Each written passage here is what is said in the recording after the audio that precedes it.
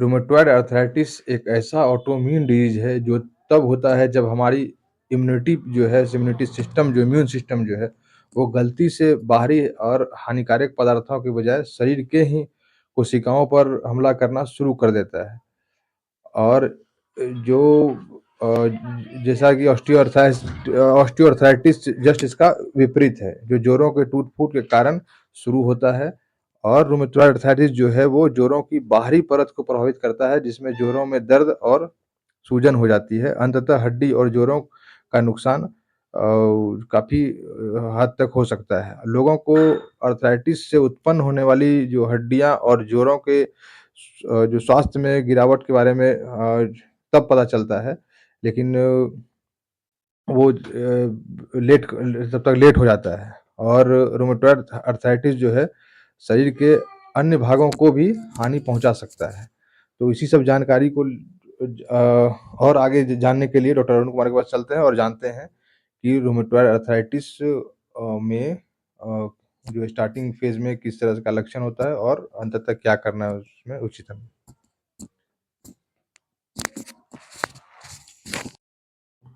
Thank you doctor चंदन। जैसा कि आपने बताया, ये rheumatoid arthritis is very common.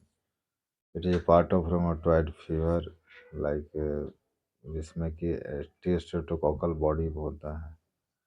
और ये इन्फेक्शन इन्फेक्शन कराता है, बाद में ये कई तरह का प्रेजेंटेशन देता है। तो इसमें मैं ये बताना चाहूँगा कि रोमेटॉइड अर्थराइटिस इनिशियली इतना कॉमन नहीं था, लेकिन आजकल जो जिस तरह के प्रेजेंटेशन हो रहे हैं, जो आपने सुना होगा सोर थ्रोट और कफ, इस तरह केस में देखा गया है कि अनट्रीटेड पेशेंट जो होते हैं, इनिशियल केस में तो ठीक हो जाते हैं, बाद में वो कॉम्प्लिकेशन के रूप में दिखता है। और जिसे रोमेटॉइड अर्थराइटिस, जो कि बहुत ही कॉमन फाइंडिंग है ये क्लिनिकल सिनारियो में, जिसके जो स्पेशलिस्ट होते हैं, जिसे रोमेटोलॉजिस्ट भी बोला जाता है, इम्यूनोलॉजिस्ट भी जिसे बोल सकते हैं। और जैसा आपने बताया कि ये जो बाहरी जो चीज़ें होते हैं, उसके अगेंस्ट में नहीं एंटीबॉडी बनाकर अपने शरीर के जो नॉर्मल टिश्यू हैं, उससे ही ये निशाना बना देते हैं। इसलिए जाहिर सी बात है, नाम भी से बोला गया है ऑटो इम्यून। ऑटो मीन्स अपना, तो ये अपनी इम्यूनिटी को ही ये डिस्टर्ब करता है। और जो जैसे कार्टिलेज हुआ, जो सेलुलर पार्ट्स है, उसके अगेंस्ट में एंटीबॉडी बनाकर एंटीजन एंटीबॉडी रिएक्शन के द्वारा, कार्टिलेज के द्वारा वो डिस्ट्रक्शन होता है, इरोजन होता है। और ये इरोजन आर्थराइटिस के रूप में बहुत ही कॉमनली देखा जाता है।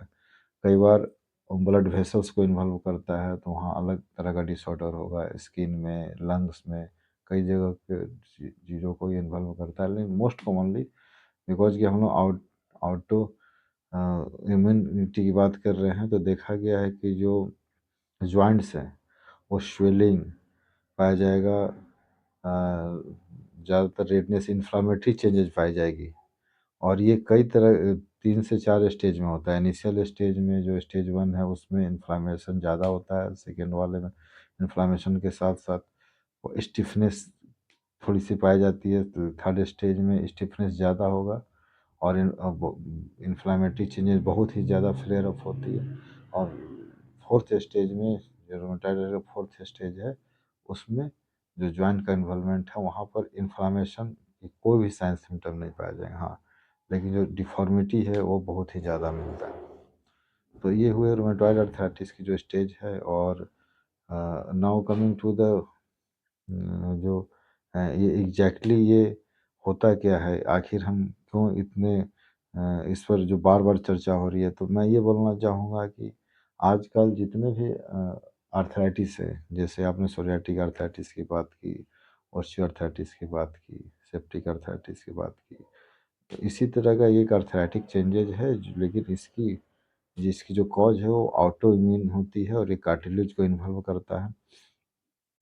और ये इन्फेक्शन से रिलेटेड हो सकता है। और ये जो इन्फ्लामेटरी चेंजेज है, जो मैंने बताया कि कई तरह को टिश्यू को इन्वॉल्व करते हुए, और इसका कॉम्प्लिकेशन ये हो सकता है कि पेशेंट एनीमिया के रूप में प्रेजेंट कर सकता है। लंग्स में नोड्यूल्स पाए जा सकते हैं, चेंजेस पाए सकते हैं, जो एक्सरे में बहुत ही कॉमन फाइंडिंग है। उसके अलावा जो हार्ट में भी चेंजेज होती है, ये मोस्टली जो मिडिल एज है उसको इन्वॉल्व करता है, और कुछ मेडिकेशन है जो डमार्ट्स वगैरह है वो सब बहुत ही पॉपुलर है। जैसा कि पहले भी हमने बताया है कि जो किसी भी तरह के इन्फ्लामेटरी चेंजेज में हम लोग एनसेड यूज कर सकते हैं, कुछ हद तक ये काफ़ी राहत देता है इनिशियल स्टेज में भी, और फॉलोअप में भी इसका बहुत ही ज़्यादा यूज है। अब इसमें जो इम्यून सिस्टम, जो अंडरलाइंग इम्यून सिस्टम है, जिसके वजह से मैं हमने बताया कि वो डिस्टर्ब हो जाता है, और ये जॉइंट कैप्सूल को, कार्टिलेज को डैमेज करते हुए, और जो इसका जो मेन फाइंडिंग है, जो एक्सरे में जो चेंजेज आती है, आर्थराइटिक जो चेंजेज होते हैं, digital X-ray, CT scan, MRI, कई बार अल्ट्रासाउंड का भी सहारा हम लोग लेते हैं। MRI and ultrasound initial stage में काफ़ी हेल्पफुल होता है, और ये लॉन्ग स्टेज में इसका बहुत ज़्यादा यूज नहीं है, बिकॉज की जो चेंजेज आ चुकी है, डिफॉर्मिटी बन गई है, तो सीटी स्कैन में ही वो जो हार्डनेस, जो वी नो की जो हार्ड टिश्यू है, वो सीटी स्कैन या डिजिटल एक्सरे में ही बेहतर तरीके से देखा जा सकता है। Now coming to the goal of treatment, कि ट्रीटमेंट क्या करना है, तो पहले बताया डमा डिजीज मॉडिफाइंग जो ड्रग्स है, पेन एनाल्जेसिक्स है, या एस्पिरिन्स और ब्रेस फॉर द रिहेबिलिटेशन, जो अगर डिफॉर्मिटी हो गई तो उसमें प्लेट्स का यूज किया जा सकता है, hydroxychloroquine, sulfasalazine, methotrexate, these are the, और tumour nucleus factor agonist antagonist, जो etanercept we can use as a adjuvant for the treatment of the patient. Apart from the vitamin D supplement is also helpful. ना coming to the symptom, कि कैसे हम बताएंगे कि ये patient rheumatoid arthritis है, तो इसमें कुछ फाइंडिंग्स है जो चेंजेज होती है, जेड सेपेट चेंजेज होता है, रूमेटॉइड नोड्यूल्स पाया जा सकता है। These are the commonly find due to the changes in the cartilage और terminal end of the tendons, जो Osler nodes, that's are the Heberden nodes, जो कि ऑस्टियोआर्थराइटिस में कि कुछ नोट्स होते हैं, कुछ साइंस सिम्टम एक्सरे में पाए जाते हैं। Based on that, we can tell that this patient is suffering for the rheumatoid arthritis or the psoriatic arthritis. So, uh, that fibrophatic changes, that the deformity, that the synovitis. Synovitis is the cardinal symptom, जहाँ की synovial tissue की inflammation हो सकती है। Apart from जो spine है, spine में अगर चेंजेज आती है, या जो जॉइंट्स में चेंजेज आती है, हैंड्स में चेंजेज आ सकता है, जैसे जिसके लिए हम अगर साइनोवियल टिश्यू में इन्वॉल्व है तो साइनोवेक्टोमी की जाती है, जो कि सर्जिकल पार्ट है। रोमेटॉइड अर्थराइटिस के लिए कई महंगे महंगे इंजेक्शन भी आते हैं जो जॉइंट में दिया जा सकता है, और ये कई बार देखा गया है कि ईयरली दिया जाता है, काफ़ी कॉस्टली होता है, लेकिन ये एग्रीगेटर है, काफ़ी हद तक इसको कंट्रोल कर सकते हैं। और अपार्ट फ्रॉम दैट, न्यूरोपैथी के रूप में ये प्रेजेंट कर सकता है, साइनोवियल चेंजेस के अलावा ये न्यूरोपैथिक चेंजेस भी होगा रूमेटॉइड अर्थराइटिस में, जो इन्फ्लेमेटरी चेंजेज है, जो स्टेज 1 और स्टेज 2 की मैंने बात की, उस केस में ये न्यूरोपैथी बहुत ही कॉमन है, पेरिफेरल न्यूरोपैथी के रूप में भी पाया जा सकता है। इंटरफेरेंजियल चेंजेज हो सकता है। रूमेटॉइड नोड्यूल्स, रूमेटॉइड नोड्यूल्स भी बहुत ही कॉमन है। उसमें अगर देखा जाए तो सबलक्सेशन ऑफ जॉइंट्स, जो जॉइंट्स है, जो जॉइंट्स की इन्वॉल्वमेंट है, उसका सबलक्सेशन हो सकता है, जो कि बहुत ही ओल्ड एज में, जिसमें कि बॉडी की जो लैक्सिसिटी बढ़ जाती है, जो उतना ज़्यादा इलास्टिसिटी काफ़ी कम हो जाता है पेशेंट का, तब ये देखा गया है कि जो चेंजेज है वो सबलक्सेशन के रूप में पाया जाता है, रिकरेंट सबलक्सेशन। नाउ नोड्यूल्स, जो अभी मैंने बात किया कि स्किन में नोड्यूल्स पाए जा सकते हैं, नेक्रोटाइजिंग ग्रेनुलोमा के रूप में प्रेजेंटेशन हो सकता है। अपार्ट फ्रॉम दैट, अब इसे डायग्नोसिस कैसे करेंगे, तो rheumatoid factor, anti CCP, WBC count, X-ray का सहारा ले सकते हैं, सीटी का सहारा ले सकते हैं। अपार्ट फ्रॉम दैट, इसके साथ एक कॉमन एसोसिएशन है स्वीट सिंड्रोम स्किन में, that is the sweet syndrome, एक सिंड्रोमिक चेंजेज है, या मोनोनेराइटिस multiplex. Monoratis multiplex is also a finding where the apart from that there is a neuropathical changes, that vasculitic changes, that a type of vasculitis where या pyoderma गैंग्रोलोसम के रूप में पाया जा सकता है। हाँ, इसमें एक्सरे जो चेस्ट एक्सरे है बहुत इम्पोर्टेंट होता है।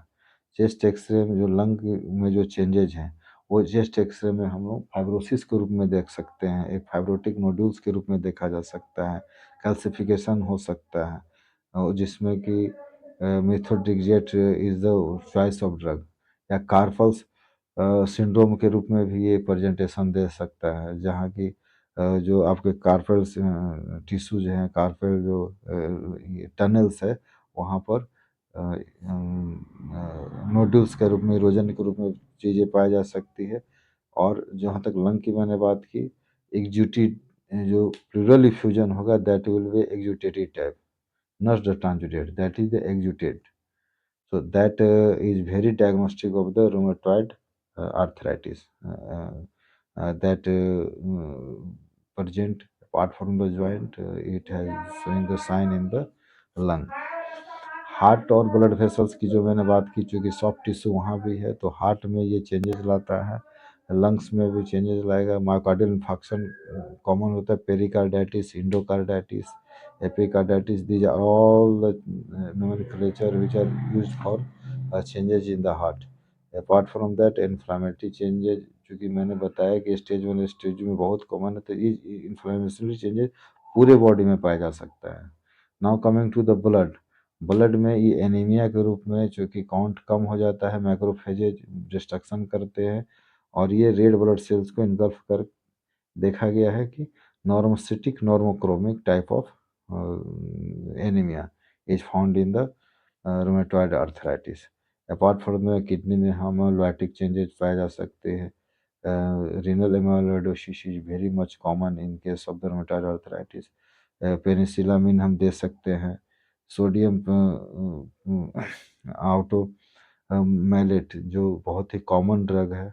अपार्ट फ्रॉम दैट, आई में भी बहुत सारी चेंजेस पाए जा सकते हैं, लाइक द एपिस्क्लेराइटिस और स्क्लेराइटिस, केराटोकंजक्टिवाइटिस सिका is a very much common term दीजिए, केराटाइटिस, जो कि कई बार देखा गया नेजोलैक्राइमल जो डक्ट है, जो नेजल और लैक्राइमल को कनेक्ट करता है, उसका ब्लॉकेज बहुत ही कॉमनली इन्वॉल्वमेंट होता है। Apart from that, liver is also involved in the rheumatoid arthritis, and it is present as primary biliary cirrhosis or autoimmune hepatitis, because it autoimmune disorder, so it will affect the biliary system also, and the hepatic parenchyma.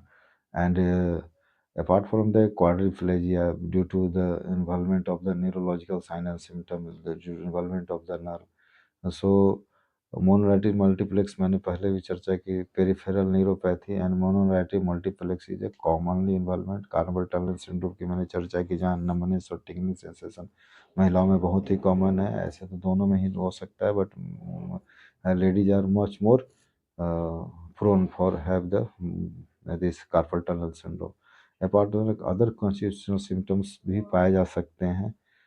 Bone में osteoporosis की घटना पाना कोई बहुत rare नहीं है, बहुत ही common भी नहीं कहा जा सकता है, but it is not so much common. So cancer is also very much involve in this case. So how to manage, हम लोग कैसे रूमेटॉइड अर्थराइटिस को मैनेज करेंगे after such type of diagnosis. तो जो मैंने बताया ट्रीटमेंट फॉर ये एंटी ट्यूमर नेक्रोसिस फैक्टर, जिसमें कुछ दवाइयाँ हैं apart from the disease modified DMARDs, corticosteroid, benzodiazepine, diazepam, regular lifestyle, that is the most common drug for the treatment of the adalimumab or etanercept, betanercept. These are the most common drugs where we can faith on that, and we can start in any stage, like the methotrexate और सल्फोक्सालाजिन की मैंने चर्चा पहले भी की, लेफ्लुमाइड, hydroxychloroquine, tumour एक्सिबिटर, जैसा कि मैंने बताया आपको, सर्टोलिजुमाब, अडालिमुमाब और इन्फिक्शिमाब। इन्फ्लिक्शिमाब और etanercept is the most common drug in higher centre. Additionally rituximab and tocilizumab apart from the DMARD, or in the combination with DMARD we can start the methotrexate, gold or hydroxychloroquine, penicillamine. These are the all most common adjuvant drug or the primary drug where we can faith on that and we can start. मैं एक चीज़ बोलना चाहूँगा कि रिटुक्सिमाब combined with methotrexate ये बहुत ही ज़्यादा effective है in any stage, but in the last stage rituximab को हम लोग मेथोट्रेक्सेट के साथ ऐड कर सकते हैं। और ये बीटा सेल्स जो इम्यून मीडिएटर है, इम्यूनिटी के लिए जो जिम्मेदार है, उस केस में जहाँ उसकी डिफिशियंसी है वहाँ हम लोग यूज कर सकते हैं। अपार्ट फ्रॉम दैट जैसा कि लाइफ स्टाइल की मैंने बात की, रिहेबिलिटेशन जहाँ ब्रेस स्प्लिंट को यूज कर हम लोग बहुत हद तक पेशेंट को राहत दे सकते हैं। गोल्ड, साइक्लोस्पोरिन जो मैंने बताया, और अदर एंटी इन्फ्लेमेटरी ड्रग्स जो कि नॉन स्टेरॉयडल्स है, apart from glucocorticoids that is also important. Paracetamol का हम लोग यूज कर सकते हैं, एंटी इन्फ्लेमेटरी यूज किया जा सकता है। अपार्ट फ्रॉम दैट अदर जो चेंजेज है बॉडी के अंदर, जो भी एपिस्क्लेराइटिस और कार्डियोवास्कुलर चेंजेज आ रही है, वाल्व का इन्वॉल्वमेंट पाया जाता है किसी किसी पेशेंट में पेरिकार्डाइटिस से, उसके लिए जो सिम्टोमेटिक ड्रग हो सकते हैं वो प्रॉपर डायग्नोसिस के बाद सीटी स्कैन एमआरआई के बाद हम लोग कराए जा सकते हैं। और कई बार देखा गया है कि जो निफोपाम और कैप्साइकिन, यदि ये कुछ दवाइयाँ ऐसी है जो ये काफ़ी कॉमनली मार्केट में उपलब्ध है, और ये पेशेंट की अगर सर्जिकल कंडीशन नहीं आती है तो ये दवा काफ़ी इम्पोर्टेंट है। और अगर सर्जरी कराने की ज़रूरत हो ही जाए तो हम लोग साइनोवेक्टोमी करा सकते हैं, कार्टिलेज को हटाया जा सकता है, रिगुलर फिजियोथेरेपी कराया जा सकता है प्री और post after surgery. Physiotherapy has a very good role in controlling the progression of the rheumatoid arthritis. So I will tell कि compression gloves, that is much काफ़ी नाम आ रहा है compression gloves and head wear, that is also a type of the, जैसे हम splint और brace को use कर सकते हैं। उसके अपार्ट फ्रॉम दैट जो अल्टरनेटिव दवाइयाँ हैं, ये तो प्राइमरी दवा की हमने बात की, कुछ अल्टरनेटिव दवा भी है जो कि सदियों से यूज होते आ रहा है और वो काफ़ी हेल्पफुल है। हम लोग डाइटरी प्लान भी कर सकते हैं, इसमें फैटी एसिड्स की जो मैंने पहले बताया omega fatty acid, that is much, क्योंकि अगर न्यूरोपैथी का सिम्टम है, न्यूरोलॉजिकल चेंजेज है, तो फूफा बहुत ही काम करेगा। दोनों DHA, डेक्साइड्रोक्लोरोसेटिन और EPA, आइकोसापेंटानोइक एसिड, इस तरह की जो ड्रग्स हैं जो कि एराकिनोइड एसिड का डेरिवेटिव है, इसे हम देकर बहुत हद तक पेशेंट कंडीशन को linoleic acid, gamma linoleic acid, ये तो लिकोट्राइन पे यूज कर सकते हैं, लिकोट्राइन इनहिबिटर्स यूज किया जा सकता है। कई तरह के हर्बल्स मेडिसिन भी आजकल आ रहे हैं जो कि पेशेंट के लिए साबित हो सकते हैं। वैक्सीनेशन का सहारा लिया जा सकता है, अगर बिकॉज कि हमने पहले बताया कि ये ऑटो एंटीबॉडी से रिलेटेड है, स्ट्रेप्टोकोकल इन्फेक्शन के द्वारा हो सकता है, तो इसमें वैक्सीनेशन अगर ली जाती है तो दैट इज ऑल्सो। हाँ, इसमें ये मैं कहना चाहूँगा प्रोग्नोसिस काफ़ी अच्छा है, धीरे धीरे प्रोग्नोसिस अच्छा होते जा रहा है।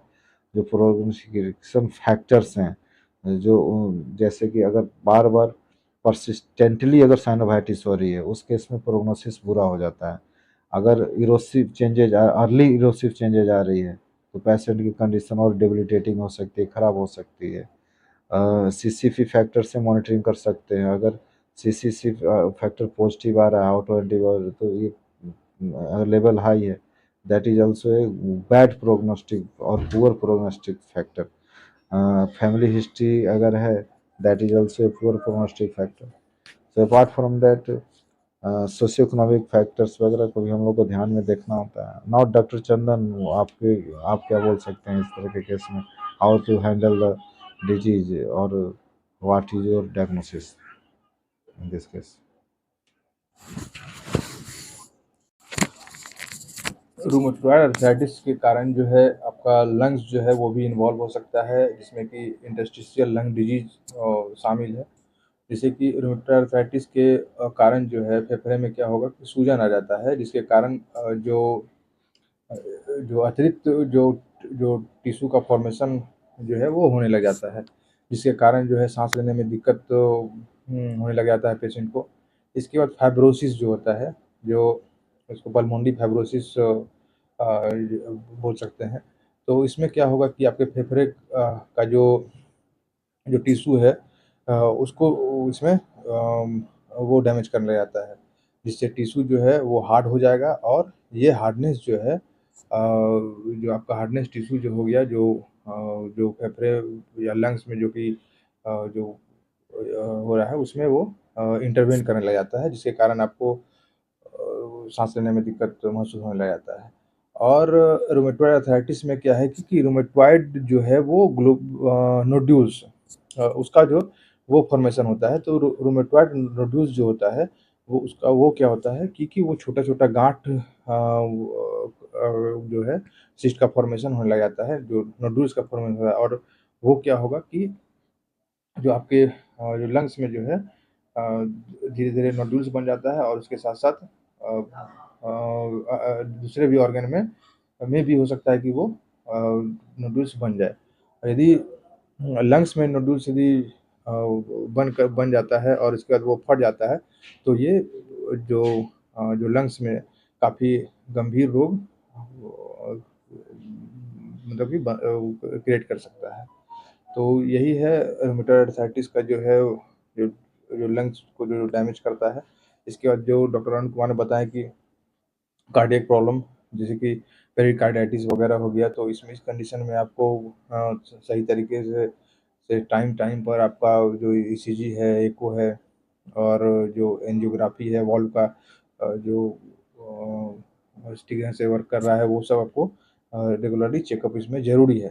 इसके साथ-साथ जो ऑटो इम्यून जो जो जो ये डिसऑर्डर्स है, तो इसके लिए आपको इम्यूनो सप्रेसिव ड्रग्स वगैरह का यूज़ करना पड़ सकता है, जैसा कि मेथाट्रेक्सेट वगैरह बताया, सल्फासालाइन वगैरह, तो ये सब का यूज़ करना पड़ सकता है। और सही टाइम पर यदि अर्ली स्टेज में आप यदि रूमेटॉइड आर्थराइटिस का ट्रीटमेंट लेते हैं, तो इसका प्रोग्नोसिस काफ़ी बेहतर है और पेशेंट में काफ़ी रिलीफ भी मिल जाता है। तो इसके लिए आपको जो रूमेटोलॉजिस्ट होते हैं, तो वो उनके पास आप संपर्क कर सकते हैं और संपर्क करने के बाद जो दवाई देते हैं उनके हिसाब से आप दवाई को कंटिन्यूअस करें और साथ-साथ जो फिजियोथेरेपी के बारे में बताएँ, फिजियोथेरेपी भी इसमें एक बड़ा रोल है फिजियोथेरेपी का। और इसमें आप जो है आप लाइफ को प्रोलॉन्ग कर सकते हैं। Thank you. दूसरा क्या है, रूमेटॉइड आर्थराइटिस वाले जो जो पेशेंट है उसके लाइफ स्टाइल में जो है जो जो वर्किंग मेल हो या फीमेल हो, तो उसके लिए एक गहरा प्रभाव पड़ सकता है और यह आपके कार्य करने की गति को धीमा कर सकता है और आपके काम करने से मतलब कि वो रोक सकता है। जो आप पहले से जो फुर्ती से करते थे और जिसे करने में आपको आनंद आता था, तो इससे आपका जब इस ये डिसऑर्डर यदि हो जाता है तो इसमें आप जो जो कॉन्फिडेंस होता है पहले की अपेक्षा कम हो जाता है। निराशा और जो एंग्ज़ायटी, तो इस तरह का जो है वो भावना क्रिएट हो जाता है और इसके कारण व्यक्ति जो है अ, डिप्रेशन में, तनाव और स्ट्रेस में ग्रसित हो सकता है। तो इसके लिए आप प्राइमरी ट्रीटमेंट से ही स्टार्ट करें और ताकि आप आगे चल कर के साइकोलॉजिकली डिसऑर्डर्स में ना जाएँ। और दूसरा क्या है कि रूमेटॉइड आर्थराइटिस से आपके डाइजेस्टिव सिस्टम पे भी असर पड़ सकता है, इसमें सूजन आ सकता है क्योंकि वीक इम्यूनिटी जो है सिस्टम और जो आप मेडिसिन जो लेते हैं उसके कारण आपको जो अल्सर वगैरह हो गया, डायरिया, कंस्टिपेशन या इरिटेबल बाउल सिंड्रोम, जो कि इसके नेक्स्ट पहले वाले वीडियो में हमने बताया था। और उसके कारण जो है पेट संबंधित लक्षण आपको महसूस हो सकता है और बहुत सारे जो फूड हैबिट्स हैं, तो उसके कारण भी जो है सेंसिटिवनेस जो है वो प्रोड्यूस हो सकता है।